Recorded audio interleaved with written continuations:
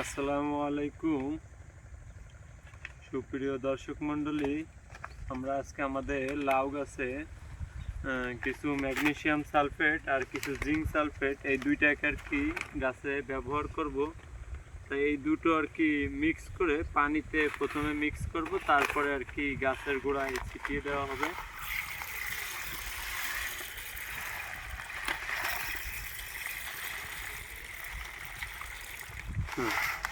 দেখতেই আনন্দ, এটাই বাস্তব।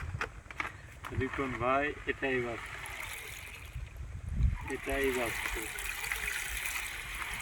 এটাই বাস্তব।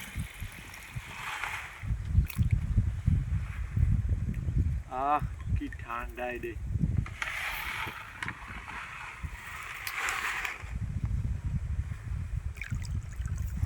মনে হচ্ছে যে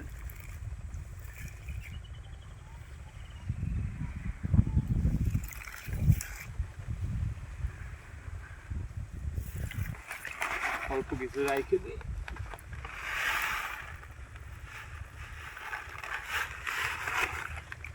এটাই বাস্তব। এটা কেউ ভুলেও পাইবেন না চিনি চিনি বা অন্য কিছু। দেখতে কি স্বাদ! যে ম্যাগনেসিয়াম সালফেট আর ওই সাদাটা হলো জিঙ্ক সালফেট।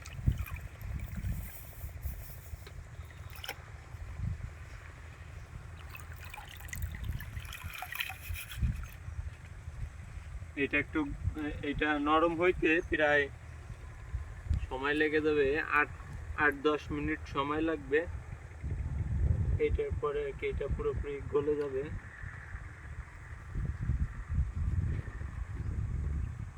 তারপরে আর কি এটা গাছের গোড়ায় ছিটিয়ে দেওয়া হবে।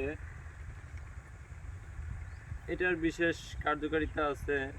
গাছ থমকে গেলে এই দুইটা ব্যবহার করলে গাছের বৃদ্ধি প্রসারণ হয়, ফল ও কুঁড়িতে সাহায্য করে।